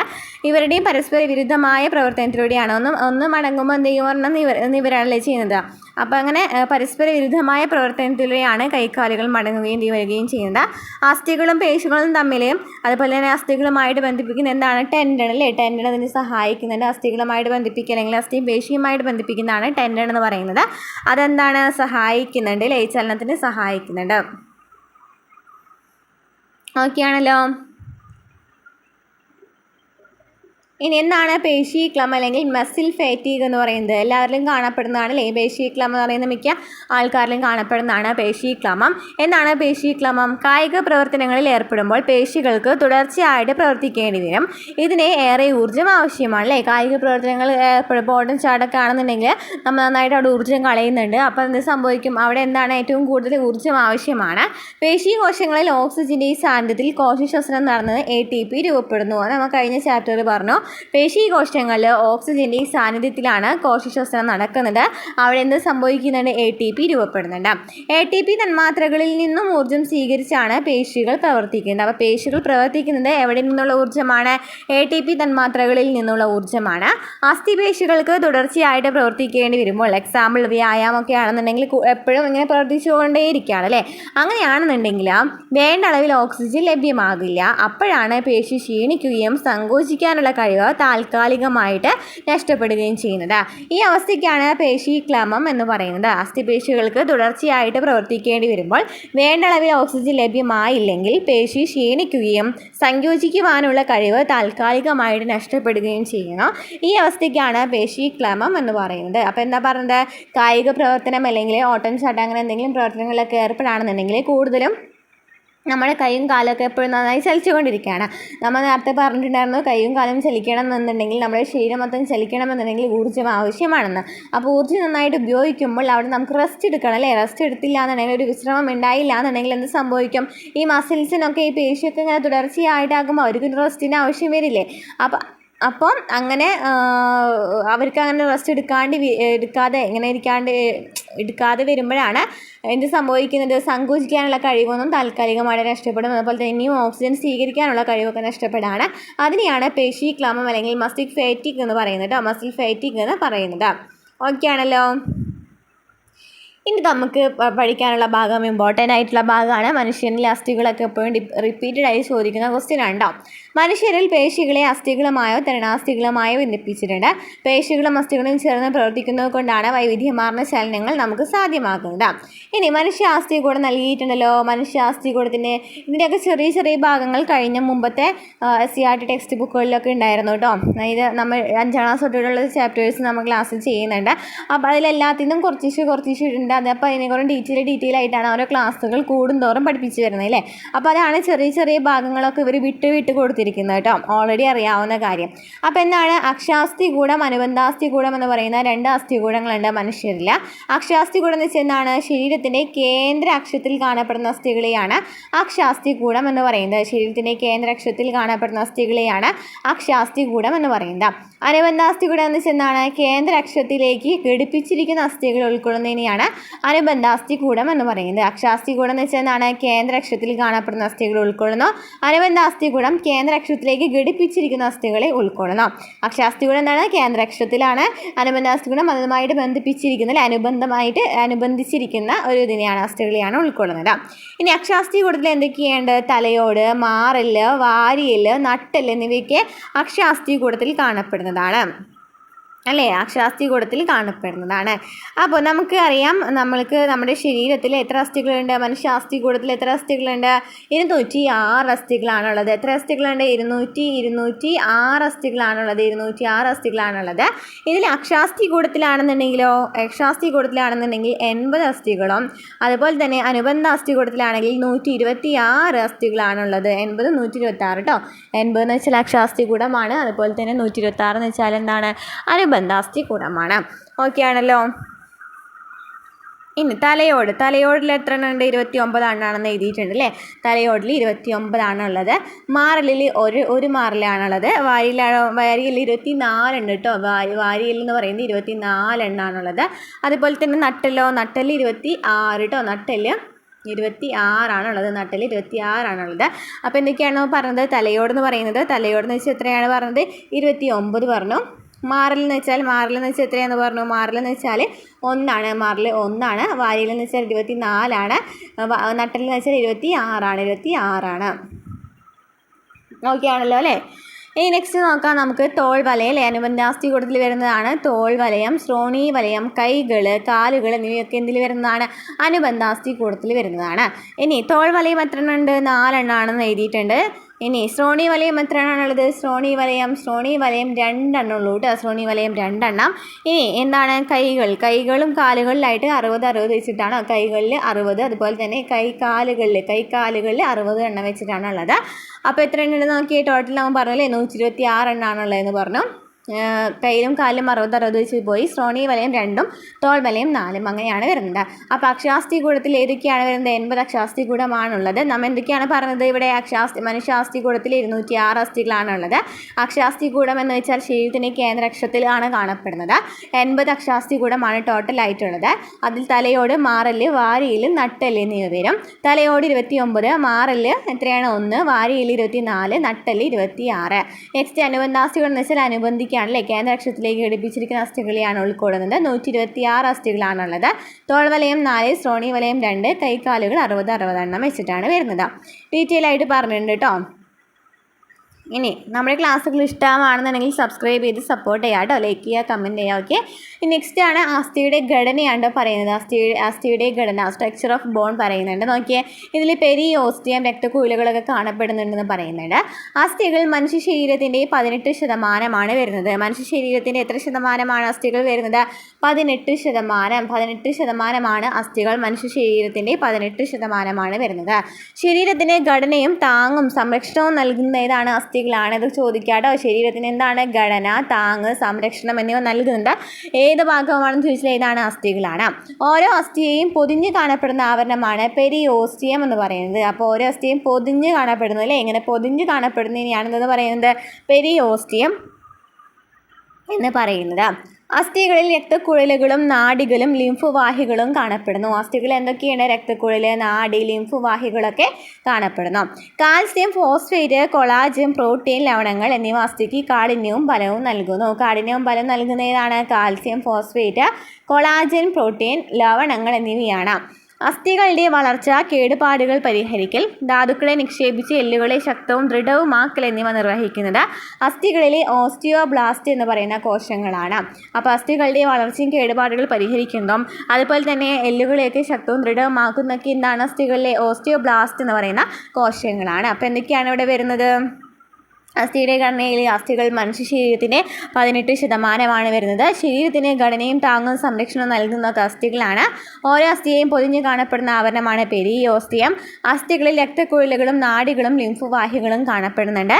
Calcium, phosphate, collagen, protein, ലവണങ്ങൾ എന്നിവയ്ക്ക് അസ്ഥിക്ക് കാഠിന്യവും ബലവും നൽകുന്നു. അസ്ഥികളുടെ വളർച്ച, കേടുപാടുകൾ പരിഹരിക്കൽ, ധാതുക്കളെ നിക്ഷേപിച്ച് എല്ലുകളെ ശക്തവും ദൃഢവുമാക്കുക എന്നിവയ്ക്ക് എന്താണ്? ഓസ്റ്റിയോബ്ലാസ്റ്റ് എന്ന് പറയുന്ന കോശങ്ങളാണ് ചെയ്യുന്നത്. അപ്പോൾ അസ്ഥികളുടെ കാഠിന്യം, ഓസ്റ്റിയോബ്ലാസ്റ്റ് കോശങ്ങളൊക്കെ എന്താണെന്ന് നമ്മൾ പഠിച്ചു അല്ലേ. ഇനി നമ്മൾ പഠിക്കാൻ പോകുന്നത് എന്താണ് തരുണാസ്ഥി എന്ന് പറയുന്നത്. പേശികളെ അസ്ഥികളുമായോ തരുണാസ്ഥികളുമായോ ബന്ധിപ്പിച്ചിട്ടുണ്ട്. അപ്പോൾ എന്താണ് അസ്ഥി എന്ന് പറയുന്നത് നമ്മൾ പറഞ്ഞു അല്ലേ. അപ്പോൾ എന്താണ് തരുണാസ്ഥി എന്ന് പറയുന്നത്? തരുണാസ്ഥി എന്ന് വെച്ചാൽ എന്താണ്? അസ്ഥികളേക്കാൾ മൃദുവായതും വഴക്കമുള്ളതുമായ യോജിക്കലയാണ് തരുണാസ്ഥി എന്ന് പറയുന്നത്. അപ്പോൾ അസ്ഥികളേക്കാളും ഭയങ്കര മൃദുവാണ്, അതുപോലെ തന്നെ വഴക്കമുള്ളതാണ്. കൈമുട്ട്, കാൽമുട്ട്, കണങ്കാലുകൾ എന്നിവയിലും വാരിയെല്ലുകളുടെ അഗ്രങ്ങളിലും നട്ടലിലെ കശേരുക്കൾക്കിടയിലും ചെവിക്കുടയിലും മൂക്കിൻ്റെ അഗ്രഭാഗത്തും ശ്വാസനാളത്തിലേക്ക് കാണപ്പെടുന്നു. അതൊക്കെ എവിടെയാണ് തരുണാസ്ഥികൾ കാണപ്പെടുന്നത്? കൈമുട്ട്, കാൽമുട്ട്, കണങ്കാല്, അതുപോലെ വാരിയെല്ലുകളുടെ അഗ്രം, നട്ടെല്ലിലെ കശേരുകൾക്കിടയിൽ, ചെവിക്കുടയിൽ, മൂക്കിൻ്റെ അഗ്രഭാഗത്ത്, ശ്വാസനാളത്തിലൊക്കെയാണ് തരുണാസ്ഥികൾ കാണപ്പെടുന്നത്. അസ്ഥികളുടെ അഗ്രഭാഗങ്ങളിൽ കാണപ്പെടുന്ന തരുണാസ്ഥി അസ്ഥിസന്ധികളിലെ ഘർഷണം കുറയ്ക്കുന്നു. അപ്പോൾ തരുണാസ്ഥി എന്താണ് ചെയ്യുന്നത്? ഘർഷണം കുറയ്ക്കുകയാണ് ചെയ്യുന്നത്. തരുണാസ്ഥി എന്താണ് ചെയ്യുന്നത്? ഘർഷണം കുറയ്ക്കുകയാണ് ചെയ്യുന്നത്. ഇതിൽ രക്തക്കുഴലുകളോ നാഡികളോ ഒന്നും ഉണ്ടായിരിക്കില്ല. രക്തക്കുഴലുകളുടെ അഭാവം മൂലം തരുണാസ്ഥി ഇതര കലകളെക്കാളും സാവധാനത്തിലാണ് വളരുന്നത്. അവിടെ എന്തില്ല? രക്തക്കുഴലും ഒന്നുമില്ലാത്ത കാരണം ഭയങ്കര സ്ലോ ആയിട്ടാണ് വളരുന്നത്. അപ്പോൾ തരുണാസ്ഥി എന്ന് വെച്ചാൽ നമ്മൾ എന്താ പറയുന്നത്? അസ്ഥികളെ പോലെയാണോ എന്ന് ചോദിച്ചാൽ എന്താണ്? അസ്ഥികളെ പോലെയല്ല അല്ലേ? അസ്ഥികളെക്കാൾ ഭയങ്കര മൃദുവായ ഭാഗങ്ങളിലേക്കാണ് കാണപ്പെടുന്നത്. അതുപോലെ തന്നെ അസ്ഥികൾ തമ്മിലുള്ള ഘർഷണം കുറയ്ക്കാനൊക്കെയാണ് സഹായിക്കുന്നത്. ഇതെന്ന് പറയുന്നത് എന്തിലെ രക്തക്കുഴലുകളൊന്നും ഇല്ലാത്ത കാരണം ഭയങ്കര സ്ലോയിലായിട്ടാണ് വളരുന്നത്. ഇത്രയൊക്കെയാണ് ഇതിനെക്കുറിച്ച് പറയാനുള്ളത്, തരുണാസ്ഥിയെ കുറിച്ച് പറയാനുള്ളത്. ഇനി നമുക്ക് വിവിധ ജീവികളിലെ ചട്ടക്കുഴലുകൾ എന്ന് പറഞ്ഞിട്ട് നൽകിയിട്ടുണ്ട്. ഓരോ ജീവികളുടെ നമുക്ക് നോക്കാം. പുൽച്ചാടി, ഞണ്ട്, മണ്ണിര എന്നിവയുടെ ഒക്കെ നോക്കി നോക്കിയേ, അസ്ഥി നോക്കി നോക്കിയേ. എന്തെങ്കിലും വ്യത്യാസമുണ്ടോ? ഉണ്ട് അല്ലേ? വ്യത്യാസമുണ്ട് അല്ലേ?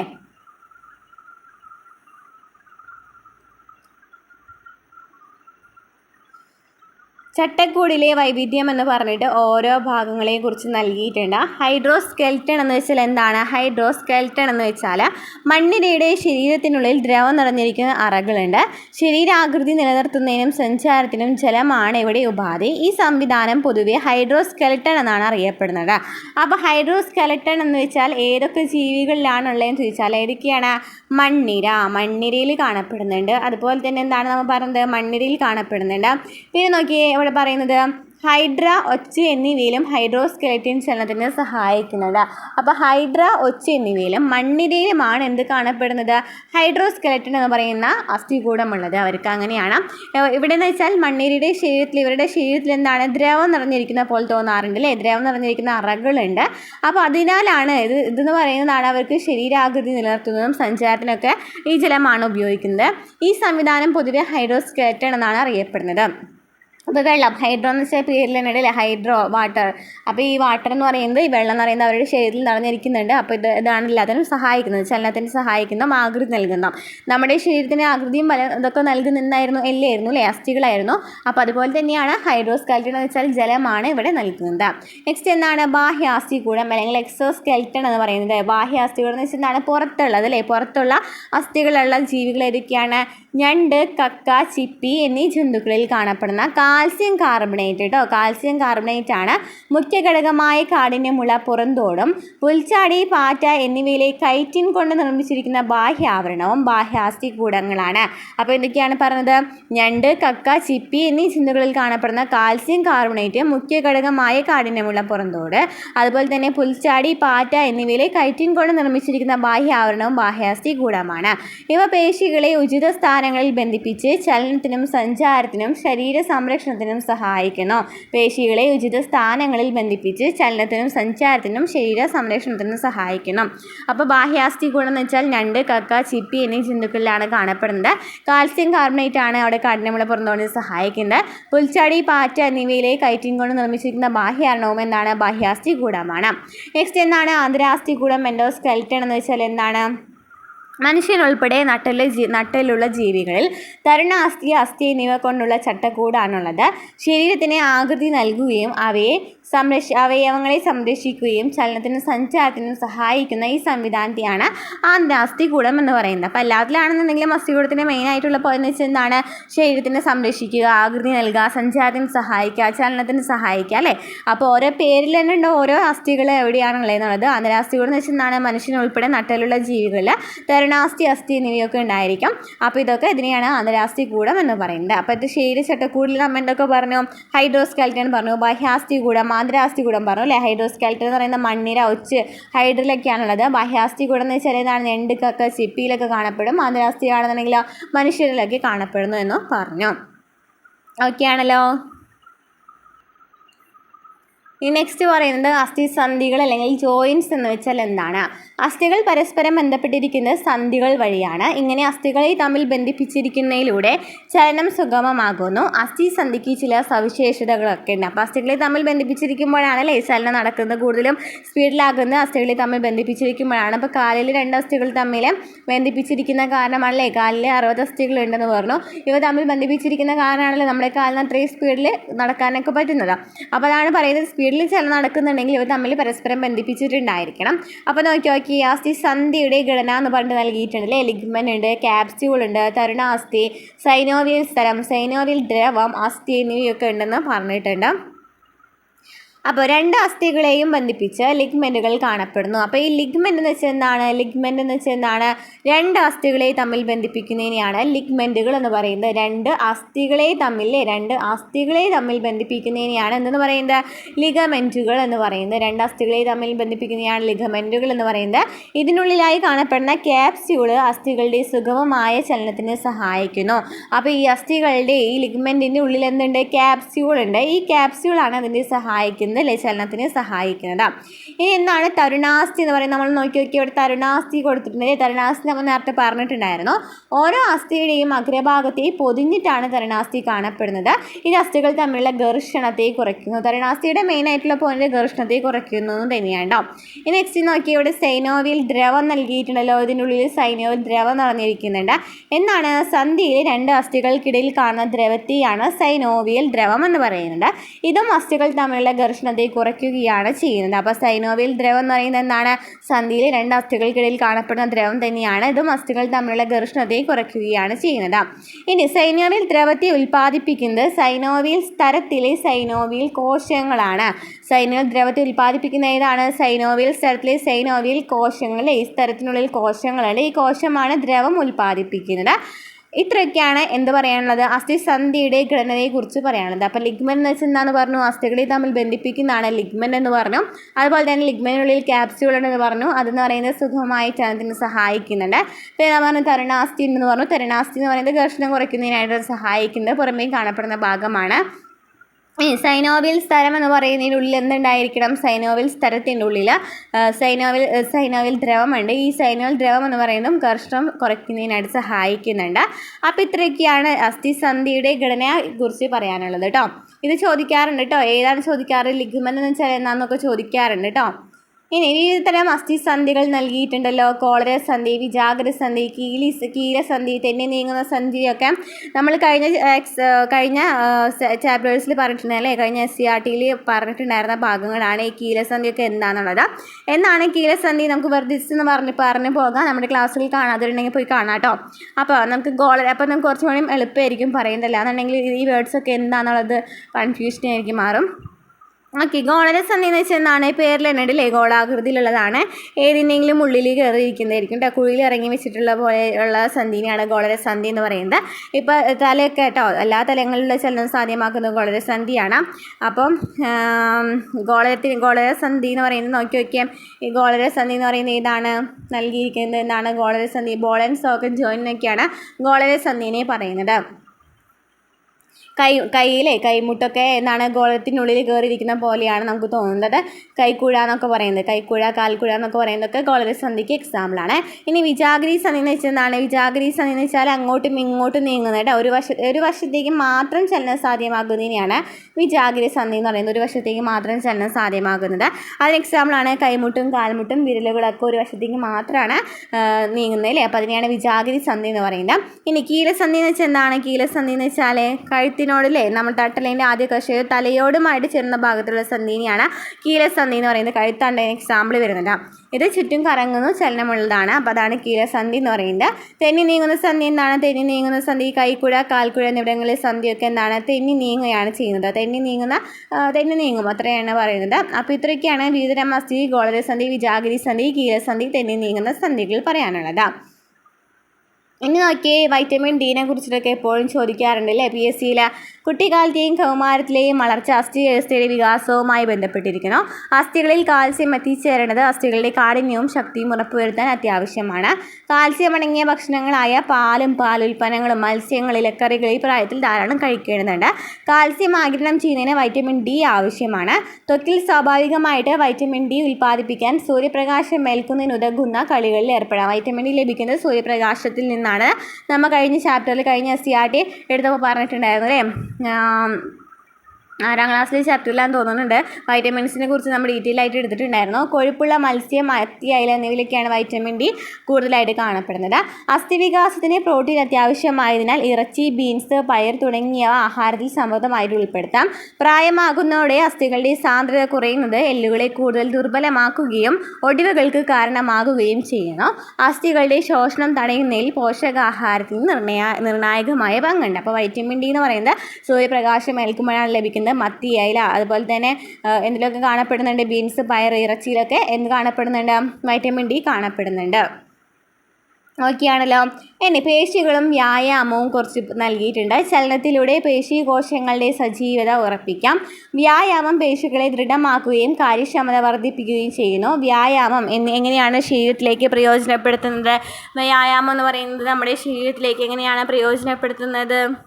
ശ്വാസകോശങ്ങളുടെ വൈറ്റൽ കപ്പാസിറ്റി ഓരോ ഭാഗത്തിനെയും കുറിച്ച് നൽകിയിട്ടുണ്ട്. ശ്വാസകോശങ്ങളിലാണെങ്കിൽ വൈറ്റൽ കപ്പാസിറ്റി കൂടും, വാതക വിനിമയം കാര്യക്ഷമമാക്കും, കൈകാലുകളെ ശക്തിപ്പെടുത്തും. അതുപോലെ തന്നെ പേശികളെയും അസ്ഥികളെയും എന്താണ് ക്ഷമത കൂടില്ലേ, ബലവും ദൃഢതയൊക്കെ ലഭിക്കും. ഹൃദയവും രക്തക്കുഴലാണെങ്കിലോ രക്തപ്രവാഹം കൂടും, രക്തക്കുഴലുകൾ വികസിക്കും, അങ്ങനെയൊക്കെയാണ് ചെയ്യുന്നത്. അപ്പോൾ ശ്വാസകോശമാണെങ്കിൽ വൈറ്റൽ കപ്പാസിറ്റി കൂടും, വാതക വിനിമയം കാര്യക്ഷമമാക്കും. കൈകാലുകളാണെന്നുണ്ടെങ്കിൽ ഊർജ്ജം കിട്ടില്ലേ, അതുപോലെ തന്നെ കൈകാലുകൾ എന്ന് പറയുമ്പോൾ ശക്തിപ്പെടുത്തുന്നുണ്ട്. അതുപോലെ തന്നെ പേശികളെയും മസ്തികളെയൊക്കെ എന്താണ് ബലവും ദൃഢതയും നൽകുന്നുണ്ട്. അതുപോലെ തന്നെ ഹൃദയപേശികളിലാണെന്നുണ്ടെങ്കിലോ ക്ഷമതയും രക്തപ്രവാഹം കൂടും, രക്തക്കുഴലുകൾ വികസിക്കുന്നു എന്നൊക്കെയാണ് പറയുന്നത്. ഇനി എന്താണ് വൈറ്റൽ കപ്പാസിറ്റി എന്ന് വെച്ചാൽ എന്താണ് വൈറ്റൽ കപ്പാസിറ്റി എന്ന് പറയുന്നത്? ഗാഢമായിട്ട് ഉച്ഛ്വാസത്തിന് ശേഷം ശക്തമായിട്ട് നിശ്വസിക്കുമ്പോൾ പുറത്തുവിടുന്ന വായുവിൻ്റെ ആകെ അളവിനെയാണ് വൈറ്റൽ കപ്പാസിറ്റി എന്ന് പറയുന്നത്. ഗാഢമായിട്ട് ഉച്ഛ്വാസത്തിന് ശേഷം ശക്തമായിട്ട് നിശ്വസിക്കുമ്പോൾ പുറത്തുവിടുന്ന വായുവിൻ്റെ ആകെ അളവിനെയാണ് വൈറ്റൽ കപ്പാസിറ്റി എന്ന് പറയുന്നത്. ഒരു വ്യക്തിക്ക് ശ്വസിക്കാൻ കഴിയുന്ന പരമാവധി വായുവിൻ്റെ അളവിനെയാണ് വൈറ്റൽ കപ്പാസിറ്റി എന്ന് പറയുന്നത്. വ്യക്തിയുടെ ശ്വസന ആരോഗ്യത്തിൻ്റെ അളവ് കൂടിയാണിത്. ഈ അളവ് പുരുഷന്മാരിൽ ഏകദേശം 4.5 ലിറ്ററും സ്ത്രീകളിൽ 3 ലിറ്ററുമാണ്. വൈറ്റൽ കപ്പാസിറ്റി കുറയുന്നത് ശ്വാസകോശ രോഗങ്ങളുടെ സൂചനയാകാമെന്ന് പറയുന്നുണ്ട്. അപ്പോൾ വൈറ്റൽ കപ്പാസിറ്റി എന്ന് വെച്ചാൽ എന്താണ്? ഓരോരുത്തരുടെ ക്ഷമത നോക്കുന്നതിന് വേണ്ടി വായുവിൻ്റെ പരമാവധി വായുവിനെ, അതായത് ഒരു വ്യക്തിക്ക് ശ്വസിക്കാൻ കഴിയുന്ന പരമാവധി വായുവിൻ്റെ അളവിനെയാണ് വൈറ്റൽ കപ്പാസിറ്റി എന്ന് പറയുന്നത്. അപ്പോൾ ശ്വസനാരോഗ്യം എത്രയാണെന്നൊക്കെ ഈ വൈറ്റൽ കപ്പാസിറ്റി നോക്കുകയാണെന്നുണ്ടെങ്കിൽ അറിയാനായിട്ട് പറ്റും. പുരുഷന്മാരിലാണെങ്കിൽ 4 ലിറ്ററും അതുപോലെ തന്നെ സ്ത്രീകളിലാണെന്നുണ്ടെങ്കിൽ 3 ലിറ്ററുമാണ്. ഇന്നൊക്കെ അസ്ഥികളുടെയും പേശികളുടെയും തകരാറ് മൂലം പല രോഗങ്ങളും ഉണ്ടാകാം അല്ലേ. വിശ്രമമില്ലാതെയുള്ള അമിതമായ പേശി പ്രവർത്തനം പേശികളെ ദോഷകരമായി ബാധിക്കും. പേശികളെ പോലെ അസ്ഥികൾക്കും പരിക്കുകൾ സംഭവിക്കാം. ഓക്കെ ഇതൊക്കെ ചോദിക്കാറുണ്ട് കേട്ടോ. ഓസ്റ്റിയോപൊറോസിസ് ഒക്കെ ചോദിക്കാറുണ്ട്. അപ്പോൾ ഏതിൻ്റെ രോഗമാണ് അല്ലെങ്കിൽ ഈ ഒരു ഇത് നൽകിയിട്ട് ഇത് ഏത് രോഗമാണെന്നൊക്കെ തിരിച്ചറിയാൻ പറയാറുണ്ട്. അപ്പോൾ ഓസ്റ്റിയോപൊറോസിസ് എന്ന് വെച്ചാൽ എന്താണ്? നമ്മൾ നേരത്തെ പറഞ്ഞിട്ടുണ്ടായിരുന്നില്ലേ, ഓസ്റ്റിയോപൊറോസിസ് എന്ന് പറയുന്ന ഒരു ഭാഗം പറഞ്ഞിട്ടുണ്ടായിരുന്നു. അസ്ഥിഭാഗങ്ങൾ നശിക്കുകയും സുഷിരങ്ങൾ രൂപപ്പെട്ട് അസ്ഥികളുടെ കാഠിന്യം നഷ്ടപ്പെടുകയും ചെയ്യുന്ന അവസ്ഥയാണ് ഓസ്റ്റിയോപൊറോസിസ് എന്ന് പറയുന്നത്. പ്രോട്ടീൻ, കാൽസ്യം, വൈറ്റമിൻ ഡി എന്നിവയുടെ അഭാവം ഈ രോഗാവസ്ഥയ്ക്ക് ഇടയാക്കുന്നു. അപ്പോൾ ഓസ്റ്റിയോപൊറോസിസ് എന്നാണ്? അസ്ഥിഭാഗങ്ങൾ നശിക്കുകയും സുഷിരങ്ങൾ രൂപപ്പെട്ട് അസ്ഥികളുടെ കാഠിന്യം നഷ്ടപ്പെടുകയും ചെയ്യുന്ന അവസ്ഥയെയാണ് ഓസ്റ്റിയോപൊറോസിസ് എന്ന് പറയുന്നത്. പ്രോട്ടീൻ, കാൽസ്യം, വൈറ്റമിൻ ഡി എന്നിവയുടെ അഭാവമൊക്കെ ഈ രോഗാവസ്ഥയ്ക്ക് ഇടയാക്കുന്നുണ്ട്. ഇനി എന്താണ് റുമാറ്റോയിഡ് ആർത്രൈറ്റിസ് എന്ന് പറയുന്നത്? റുമാറ്റോയിഡ് ആർത്രൈറ്റിസ് എന്ന് വെച്ചാൽ ശരീരത്തിന് പ്രതിരോധ ശക്തി നൽകുന്ന വ്യവസ്ഥ ചിലരിൽ തരുണാസ്ഥിയെയും സൈനോവിയൽ സ്ഥലത്തെയും നശിപ്പിച്ചേക്കാം. അപ്പോൾ എന്താ പറയുക, ശരീരത്തിന് പ്രതിരോധ ശേഷി നൽകുന്ന ഈ അവസ്ഥ എന്ന് പറയുന്നത് ചിലപ്പോൾ തരുണാസ്ഥിയെയും സൈനോവിയൽ സ്ഥലത്തെയും നശിപ്പിക്കാം. ഇത് സന്ധികളിൽ അസഹ്യമായ വേദനയും നിർവീക്കവും ഉണ്ടാകും. ഈ വൈകല്യം കൂടുതലായിട്ട് സ്ത്രീകളിലാണ് പുരുഷന്മാരെ അപേക്ഷിച്ച് നോക്കുമ്പോൾ കാണപ്പെടുന്നത്. അപ്പോൾ ഓസ്റ്റിയോപൊറോസിസ് എന്ന് പറയുന്ന അസ്ഥികളുമായിട്ട് ബന്ധപ്പെട്ട രോഗമാണെന്ന് പറഞ്ഞു. അതെന്ന് പറയുന്ന അസ്ഥിഭാഗം ഭാഗം നശിക്കുക, സുഷിരങ്ങളൊക്കെ അടയാം, കാടിനെ നഷ്ടപ്പെടുകയൊക്കെ ചെയ്യുന്നത്. വൈറ്റമിൻ ഡിയുടെയും പ്രോട്ടീൻ്റെയും കാൽസ്യത്തിൻ്റെയൊക്കെ അഭാവം മൂലമാണ് ഈ ഓസ്റ്റിയോപൊറോസിസ് എന്ന് പറയുന്ന രോഗം ഉണ്ടാകുന്നത്. റുമാറ്റോയിഡ് ആർത്രൈറ്റിസ് എന്ന് പറയുന്നത് സ്ത്രീകളിലാണ് കൂടുതലായിട്ട് കാണപ്പെടുന്നത്. അതായത് ചിലപ്പോൾ ഈ പ്രതിരോധ ശക്തി എന്ന് പറയുന്ന ഈ വ്യവസ്ഥ ഉണ്ടല്ലോ, അത് ചിലപ്പോൾ ത്രിനാസ്തിയെയും സൈനോവിയൽ സ്ഥലത്തേക്ക് നശിപ്പിക്കാം. അപ്പോഴാണ് ഈ സന്ധികളിൽ വേദന, നീർവീക്കമൊക്കെ ഉണ്ടാക്കുന്നത്. ഇനി എന്താണ് പേശീക്ഷയം എന്ന് വെച്ചാൽ? പേശീക്ഷയം എന്ന് വെച്ചാൽ എന്താണ്? പേശികളെ ബാധിക്കുന്നതാണ് അല്ലേ. പല കാരണങ്ങൾ കൊണ്ട് പേശികൾക്ക് നാശമുണ്ടാകുന്ന അവസ്ഥയാണ്. പേശികൾ ദുർബലമാകും. സാധാരണയായിട്ട് ആൺകുട്ടികളിലാണ് കൂടുതലായിട്ട് പേശീക്ഷയം കാണപ്പെടുന്നത്. ജീനുകളിൽ ഉണ്ടാകുന്ന മാറ്റമാണ് ഇതിൻ്റെ പ്രധാന കാരണമെന്ന് പറയുന്നത്. ജീനുകളിൽ ഉണ്ടാകുന്ന മാറ്റമാണ് പേശീക്ഷയത്തിന് കാരണമെന്ന് പറയുന്നത്. അത് കൂടുതലായിട്ട് ആർക്കാണ് ഉണ്ടാകുന്നത്? ആൺകുട്ടികളിലാണ് കാണപ്പെടുന്നത്. ഇനി ഉളുക്ക് അല്ലെങ്കിൽ സ്പ്രെയിൻ എന്ന് വെച്ചാൽ എന്താണ്? സന്ധിയിലെ അസ്ഥികളെ ബന്ധിപ്പിക്കുന്ന ലിഗ്മെൻറ്റുകൾ വലിയുകയോ പൊട്ടുകയോ ചെയ്യുമ്പോൾ ഉണ്ടാകുന്ന പരിക്കാണ് ഉളുക്ക് എന്ന് പറയുന്നത് അല്ലേ. ഒന്നില്ലെങ്കിൽ വലിയാം അല്ലെങ്കിൽ പൊട്ടാം, അതിനെയാണെന്ന് പറയുന്നത് ഉളുക്ക് എന്ന് പറയുന്നത്. ഇത് സാധാരണയായിട്ട് കണങ്കാല്, കൈത്തണ്ട, കാൽമുട്ട് എന്നിവയിലെ സന്ധികളെയാണ് ബാധിക്കുന്നത്. വേദന, വീക്കം, ചതവ്, സന്ധി ചലിപ്പിക്കുവാനുള്ള ബുദ്ധിമുട്ട് എന്നിവയൊക്കെയാണ് ഉളുക്കിൻ്റെ ലക്ഷണങ്ങൾ എന്ന് പറയുന്നത്. അപ്പോൾ ഇത്രയാണ് ഉളുക്ക്, അതായത് നമ്മൾ പേശിനെയും അസ്ഥിനെ കുറിച്ച് പറയുന്ന രോഗങ്ങളുമായിട്ട് ബന്ധപ്പെട്ടിട്ട് പറയാനുള്ളത് കേട്ടോ. ഇനി ഡിസ്ക് തെറ്റലിനെ കുറിച്ച് പറയുന്നുണ്ട് ഇവിടെ. ഡിസ്ക് തെറ്റൽ എന്ന് വെച്ചാൽ എന്താണ്? ശരീരത്തിന് താങ്ങ് നൽകുന്നതോടൊപ്പം സുഷുമ്നയ്ക്ക് സംരക്ഷണം നൽകുന്ന ഭാഗമാണ് നട്ടെല്ലെന്ന് പറയുന്നത്. സുഷുമ്നയ്ക്ക് താങ്ങ് നൽകുന്ന ഭാഗം എന്ന് ചോദിക്കുകയാണ്, സംരക്ഷണം നൽകുന്ന ഭാഗം ചോദിക്കുകയാണെങ്കിൽ നട്ടെല്ലാണ്. ശരീരത്തിന് താങ്ങ് നൽകുമെന്നാണ് നട്ടെല്ലാണ് ചെയ്യുന്നത്. നട്ടെല്ലിലുള്ള ഓരോ അസ്ഥിയെയും കശേരു എന്നാണ് വിളിക്കുന്നത്. അപ്പം നട്ടെല്ലിൽ എന്തുണ്ട്? ഓരോ അസ്ഥികളുണ്ട്, അതിനെ കശേരു എന്നാണ് വിളിക്കുന്നത്. രണ്ട് കശേരുകൾക്കിടയിൽ ജെല്ല് പോലുള്ള വസ്തു നിറഞ്ഞ ഇൻ്റർവെർട്ടിബ്രൽ ഡിസ്ക് എന്ന സവിശേഷ ഭാഗം കാണപ്പെടുന്നു. ഇവ നട്ടെല്ലിന് വഴക്കം നൽകുന്നതോടൊപ്പം ബാഹ്യക്ഷതങ്ങളിൽ നിന്ന് സംരക്ഷിക്കുകയും ചെയ്യുന്നു. കുനിയുക, നിവരുക തുടങ്ങിയ പ്രവർത്തനങ്ങളിൽ ഏർപ്പെടാൻ നമ്മെ പര്യാപ്തമാക്കുന്നതാണ് ഡിസ്ക് അല്ലേ, ഇൻ്റർവെർട്ടിബ്രൽ ഡിസ്ക്. അതായത് നട്ടെല്ലിൻ്റെ ഒരു ഭാഗത്തുള്ള ഡിസ്ക്കാണ്. ശരീരഭാഗത്ത് ഈ നട്ടെല്ലിലുടനീളം തുല്യമായി വിതരണം ചെയ്യുന്നതും ഈ ഡിസ്കുകളാണ്. കശേരുക്കളുടെ തേയ്മാനം, പെട്ടെന്നുള്ള ആഘാതം, നട്ടെല്ലിന് ആവർത്തിച്ചുണ്ടാകുന്ന ആയാസം എന്നിവ മൂലം ഇൻ്റർവെർട്ടിബ്രൽ ഡിസ്കിൻ്റെ ഉൾഭാഗത്തെ ജെല്ല് പോലുള്ള ഭാഗം പുറത്തേക്ക് തള്ളാനിടവരും. ഇനിയാണ് ഡിസ്ക് തെറ്റൽ എന്ന് പറയുന്നത്. അപ്പോൾ അതിനുള്ളിൽ ജെല്ല് പോലുള്ള ഒരു ഭാഗം ഉണ്ടെന്ന് പറഞ്ഞു. അപ്പോൾ നമ്മൾ ആവർത്തിച്ചിട്ട് ഇങ്ങനെ ഓരോന്ന് ചെയ്യുമ്പോൾ എന്ത് സംഭവിക്കുകയാണ്? ആ ജെല്ല് എന്ന് പറയുന്നത് പുറത്തേക്ക് വരികയാണ്. അതിനെയാണ് ഡിസ്ക് തെറ്റൽ എന്ന് പറയുന്നത്. ഈ തള്ളൽ സുഷുമ്നാ നാഡികളിൽ സമ്മർദ്ദം ചെലുത്തുന്നതോടെ ശരീരഭാഗങ്ങളിൽ വേദനയും മരവിപ്പും ഉണ്ടാകും. ഇത് ഗുരുതരമായ കഠിനമായ നടുവേദന, കാലുകളിൽ ബലക്കുറവ്, സംവേദനക്ഷമത നഷ്ടപ്പെടൽ എന്നിവയ്ക്കൊക്കെ കാരണമാകും. അപ്പോൾ എന്താണ്? പെട്ടെന്ന് ഡോക്ടറെ കാണിക്കേണ്ടതായിട്ട് വരും. അപ്പോൾ ഇതിനാണ് ഡിസ്ക് തെറ്റൽ എന്ന് പറയുന്നത്. കേട്ടിട്ടുള്ള വാക്കാണല്ലോ. എന്താണ് ഡിസ്ക് തെറ്റൽ എന്ന് വെച്ചാൽ?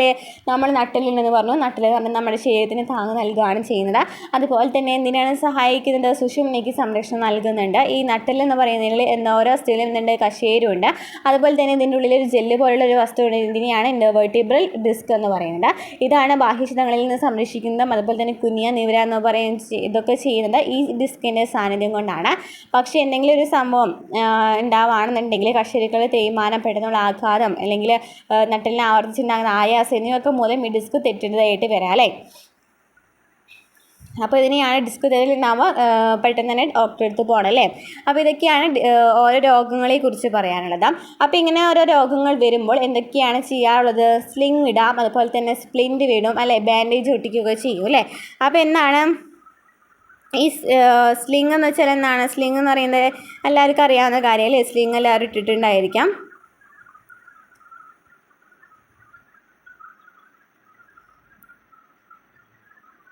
അതുപോലെ തന്നെ സ്പ്ലിൻ്റ് എന്ന് വെച്ചാൽ എന്താണ്? സ്പ്ലിൻ്റ് എന്ന് വെച്ചാൽ ഒരു തടിപ്പലക കൊണ്ട് കെട്ടിവെക്കുന്നതിൻ്റെ അല്ലേ സ്പ്ലിൻ്റ് എന്ന് പറയുന്നത്. അതുപോലെ തന്നെ ബാൻഡേജ് ഒട്ടിക്കുകയൊക്കെ ചെയ്യുകയാണെന്നുണ്ടെങ്കിൽ ഇതൊക്കെ പ്രഥമ ശുശ്രൂഷ നമുക്ക് നൽകാവുന്ന പ്രഥമ ശുശ്രൂഷകളാണ്.